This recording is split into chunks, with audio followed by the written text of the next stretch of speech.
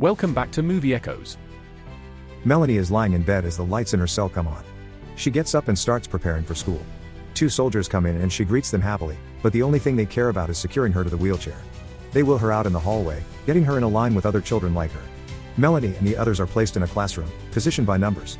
Melanie asks the teacher, Miss Justino, to tell them a story and proposes she reads them a myth, so that it could count as history. The teacher complies reluctantly and reads them the myth of Pandora's box. After class, Melanie is taken back to her cell. Later, she's given dinner. The serving is a plate full of worms. She falls asleep as she eats. The next day, Melanie gets a visit from Dr. Caldwell. The girl has solved a riddle the doctor had given her, so she gives her a new one. She asks her to solve the problem of Schrodinger's cat. When Melanie can't answer, the doctor writes something down concerning her behavior and reads it back to her, calling her a subject. Lastly, the doctor asks Melanie for a number and she replies with 13. Later, the soldiers pick her up and the other children for school again. As Melanie is being wheeled past the numbered cells, she sees that number 13 hasn't been opened. When she gets to the classroom, the same numbered place remains empty.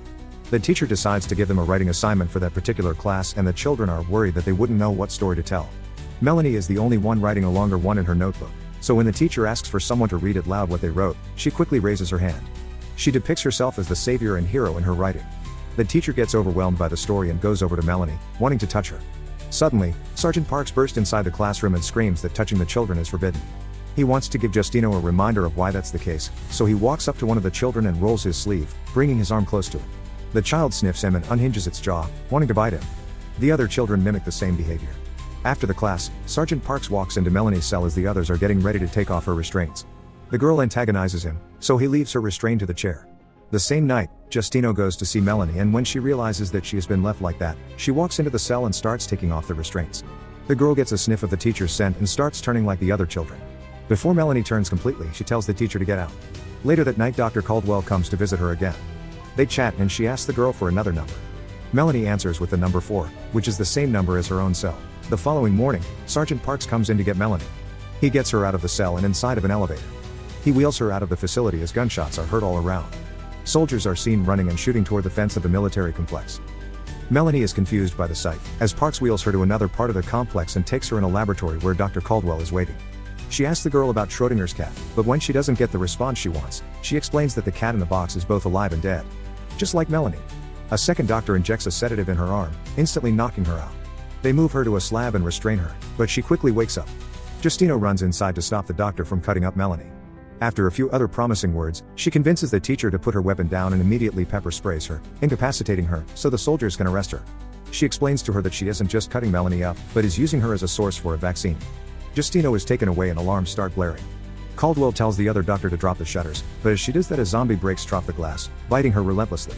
Caldwell kills the zombies, cutting her own hand in the process. The other doctor starts turning completely, but she escapes the lab just in time. Melanie is left alone in the lab with the zombie, though it doesn't touch her. The girl grabs a scalpel and frees herself from the restraints. Melanie walks outside to find complete chaos in the complex. Zombies running around attacking soldiers, as they try to shoot them down. Suddenly, she sees Justino getting beat up by the soldiers. Enraged, she runs toward them, attacks and bites them, eventually killing them both, before passing out. Justino wakes to find Melanie beside her, picks her up and gets her inside a military vehicle. The zombies completely take over the complex, as the vehicle is seen leaving, followed by a herd. Sometime later, it stops in the middle of nowhere, as Parks and Kieran realize that Melanie is in the back of the vehicle with them. Justino lets the girl out, as Caldwell screams that doing that is not her decision to make. Melanie runs just a little way off from the vehicle and stops, clearly seeing the outside for the first time.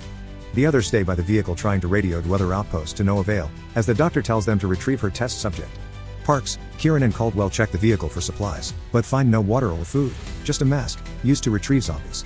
The sergeant makes a plan to go south to Beacon, assuming everyone back at the complex is dead, except the zombie children. They put Melanie on the gunner's seat of the vehicle, strapped in and masked, and make their way to a river to get water. When they arrive there, a few zombies find them, prompting a shootout with the soldiers. One of the soldiers gets bitten in the fight, so Parks waits a moment to see if he'll turn, and when the process starts, he shoots him. Closing the doors of the vehicle, he realizes that Justino has brought Melanie in with them, which makes him terribly nervous. The girl asks about the zombies and Caldwell explains that they were people infected with a fungus, transmitted through biting. When Parks goes to start the vehicle, he realizes that it's busted and that they would have to go on foot through London, a quicker but more dangerous route. Parks and Kieran survey the perimeter which they would have to cross. It's filled with zombies. They inform the others that there is no alternative but to pass through the zombies and find shelter and supplies once they're inside the city. The group walks between a mass of sleeping zombies, careful not to wake them. Suddenly, Parks stops when they reach a dead end. A zombie mother pushes a baby cart toward them and Caldwell goes up to her, making her stop. She sees the baby move in the cart and checks it, only to find a rat inside. She yelps, waking the zombie mother first and then the others. The group manages to escape and moves through the zombie-filled streets of the city, eventually finding an abandoned hospital and going inside. Parks finds an opening to another floor and they all climb up, where they will be much safer. Parks, Justino and Kieran immediately go on patrol while Caldwell and Melanie stay back. As they're left alone, the girl asks where she came from. The doctor explains that her and others like her were found on a maternity ward in a hospital. They were the children of mothers who got infected with the fungus while they were still pregnant, so the infection got in their system through the placenta. Caldwell tells her that they were different than the other zombies, able to think and react almost like real people. Later, Justino returns, giving Melanie new clothes she found for her and apologizing that she didn't find any food. That night, Park and Justino talk about Melanie and he tells her that the girl loves her. Meanwhile, Kieran is guarding the girl and she bonds with him as well. The next morning, they notice that more zombies have gathered in front of the hospital. They have no way out, but Melanie comes up with an idea. Since the zombies won't attack her, she convinces them to let her go outside and find a way to move the zombies away from the building. Caldwell doesn't like the plan, but, without an alternative plan, the others agree.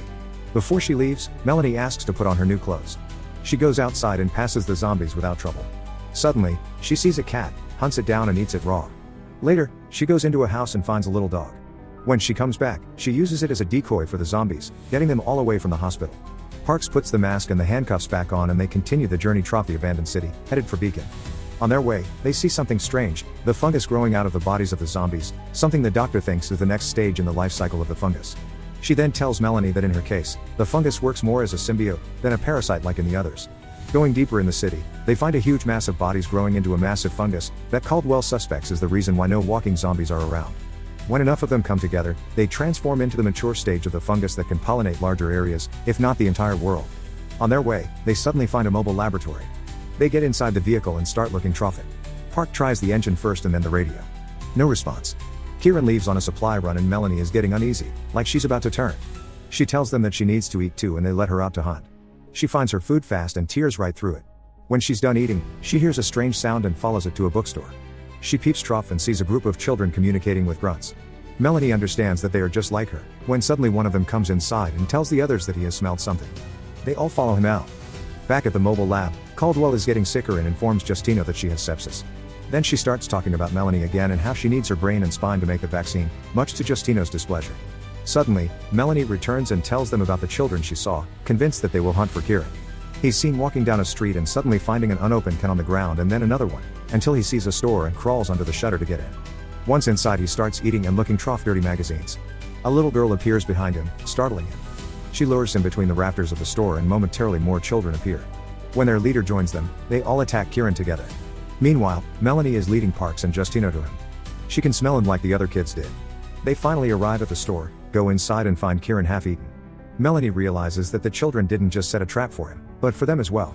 They go outside and see that she was right, the group of kids is waiting for them. Melanie challenges the leader and fights with him.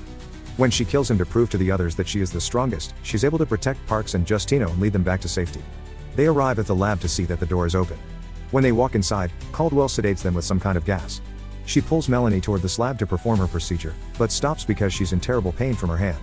She turns around for a moment to fix it, but when she turns back around, Melanie is already conscious and alert.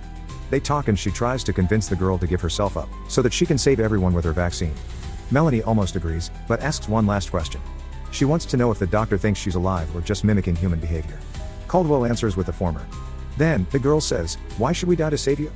Melanie runs out, leaving the doctor in the lab, but she follows her. Lagging behind Melanie, with no gun or protection, Caldwell is immediately surrounded by the zombie children. Meanwhile, the girl goes to the huge fungus they found before. She sets it on fire with the intention to activate the spores. Unfortunately, Parks had followed her too and he gets infected. Melanie didn't plan for that to happen. As he starts turning, he asks her to shoot him before he becomes one of them. Later, Justino wakes up in the lab, protected from the spores, realizing what has happened with Melanie waiting for her outside the lab. In the final moments of the film, Justino is woken up by Melanie. Some time has clearly passed. She takes out a whiteboard with her and starts a class with the zombie children listening to her from the other side of the lab window. Melanie is their leader now and they all attend Miss Justino's lessons together.